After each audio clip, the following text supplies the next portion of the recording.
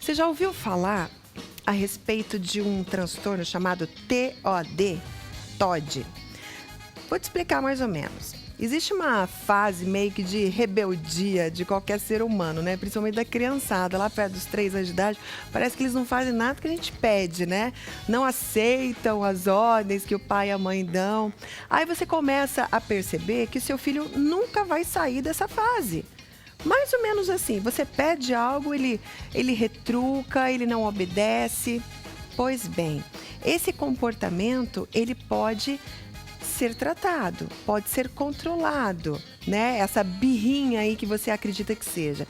Em alguns casos, essa atitude desafiadora que a criança tem com relação ao pai e à mãe, na infância pode esconder o quê? Um problema psiquiátrico. É o chamado transtorno opositor desafiador, que se você não tratar no seu filho, pode se transformar em algo ainda maior, um problema de conduta, por exemplo. A gente convidou a Daniela Perini, psicóloga, para falar a respeito disso. Esse é o assunto de agora. Vem cá comigo. De pequenininho, oferecimento Fraldas Mili, conforto e segurança para seu bebê. Tudo bem, Daniela? Tudo bem. Prazer te receber, tá bom? Prazer é meu, agradeço o convite. Eu que agradeço. Eu nunca tinha ouvido falar a respeito da TOD. Vocês falam TOD mesmo? Na verdade nós falamos TOD. Aí tem algumas variações, né? Tem algumas pessoas que tratam como transtorno opositor desafiador, outras falam de transtorno opositor desafiante, mas essa é uma questão de nomenclatura, de tradução, dependendo daquilo que você da literatura que você está olhando, né? Que você está lendo. Presta bem atenção nessa entrevista agora, gente, porque se você tem um filho aí na tua casa, uma filha, que você acredita que seja uma birra, né? Pode ser considerada aquela birra que não acaba nunca. Você pede algo e a criança não corresponde ao chamado, pode ser esse transtorno, que é algo muito sério. O que é esse transtorno? Na verdade é assim, Lu, o transtorno, ele é caracterizado por um humor facilmente irritável, frente a situações, principalmente, que acarretam na criança algum sentimento de frustração. Então, é aquela criança que, na verdade, ela não tolera a frustração, né? Qualquer frustração causa nela uma reação um pouco desproporcional. A intensidade e a frequência com que ela encara, com que ela lida com as situações de frustração é diferente daquilo que a gente espera, né? Vamos colocar entre aspas, para uma normalidade. Mas a criança tem consciência disso? Não. Ela faz inconsciente. Ela faz isso porque a ação dela é proporcional àquilo que ela sente. Mas ela não tem consciência de que aquilo que ela sente é além do que é esperado. A criança não tem essa autoanálise. E o pai também não tem consciência, porque o pai acha que a criança está numa birra danada. Isso, exatamente. Né? Muitas vezes a família trata isso como uma indisciplina, né? E eles vão entrando com algumas medidas para trabalhar, para tentar conter um pouco esse comportamento indisciplinado da criança. Só que o que vai caracterizando o TOD é que os pais vão usando de várias atitudes para conter esse comportamento da criança, mas eles veem que, na verdade, elas são ineficazes. São medidas ineficazes, né? E aí os pais começam a se frustrar, porque chega um ponto que eles não sabem mais o que fazer. É aquele caso assim, o filho da minha vizinha, pelo amor, mas a criança é mal educada, responde todo mundo, briga com todo mundo, não aceita a correção do pai, é mais ou menos isso. E às vezes começam a questionar a postura dos pais, né? Nossa, eu acho que esses pais devem ser muito permissivos, eu acho que esses pais não sabem lidar com a criança. Não deram educação. Não deram educação, esse garoto é muito mal educado, né? E às vezes a questão ela é um pouco mais complexa, não depende de como essa criança é tratada, mas às vezes faz parte do quadro do desenvolvimento daquela criança. É um problema. Então, na verdade, depende. O transtorno opositor desafiador, ele pode vir com outras patologias que são de ordem neurológica. Então, por exemplo, ele pode vir junto com o transtorno opositor desafiador, com o transtorno de déficit de atenção e hiperatividade. Uma criança hiperativa pode ser que também tenha esse transtorno opositor desafiador. Exatamente. Aí eu posso falar que realmente existem alterações neurofuncionais, né? Mas eu sei também hoje, a partir das pesquisas, as pesquisas trazem que o ambiente, né, ele é um interferente muito significativo também no desenvolvimento dos comportamentos das crianças. Então, tem também relatos, né, científicos de que existe uma predisposição, né, maior de crianças que vivem em situações de risco que podem desenvolver o transtorno opositor desafiador. Uma situação de risco seria um ambiente não muito estruturado, né? Crianças que vivem em alojamentos, em lares para adoção, né? Aí, na verdade, Lu, o importante é que as pessoas entendam que cada caso é um caso. Então, ele é um diagnóstico que não é fácil de ser detectado.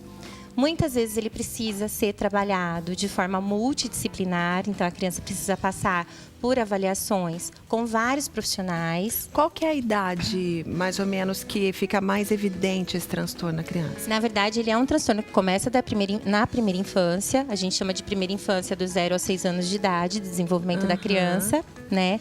Ele raramente vai começar na idade adulta.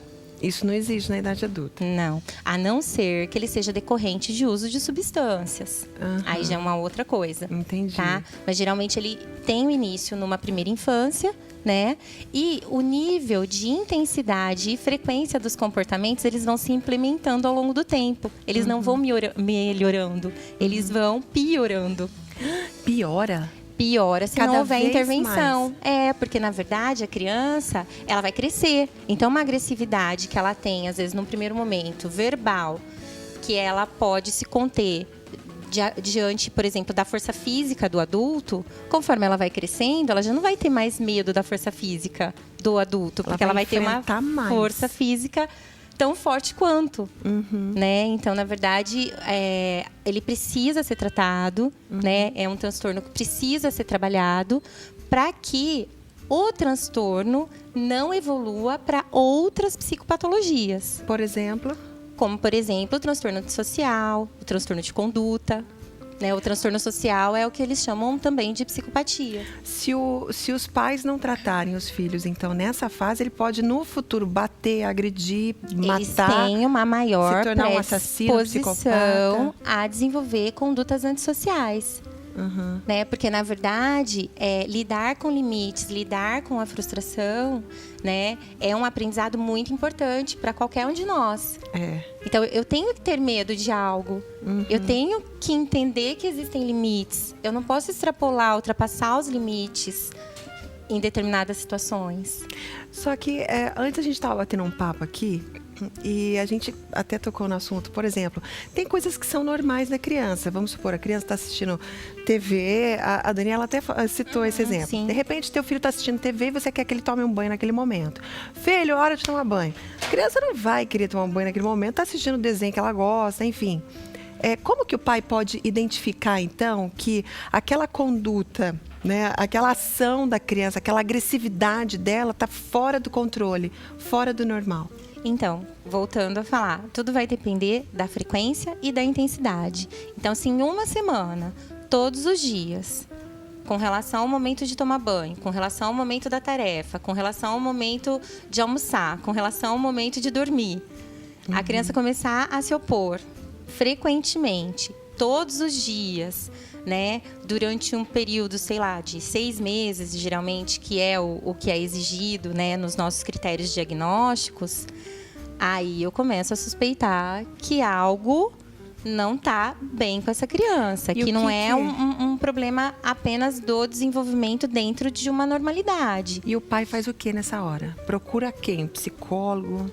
Então, nessa hora é indicado que o pai procure ou um psiquiatra infantil, ou um psicólogo, né? No meu caso, eu sou psicóloga e neuropsicóloga, né? Mas que o pai procure algum profissional da área da saúde para tentar, na verdade, se nortear com relação ao que ele pode estar fazendo com aquela criança. Às vezes você olha para... Vamos supor que você tenha 2 filhos, tá? Aí na sua casa.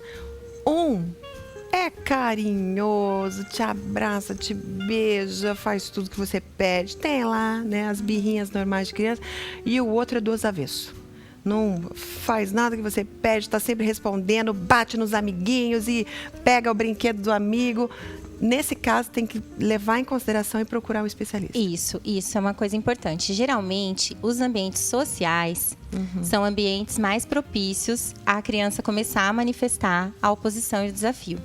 Então, assim, geralmente na pré-escola, esses sintomas já começam a ser observados. Então, se o professor te chama com frequência para queixar que o seu filho mordeu, que o seu filho bateu, que o seu filho, né, não faz nada dentro de sala de aula que você pede, né, não participa das atividades junto com as outras crianças, está sempre se contrapondo.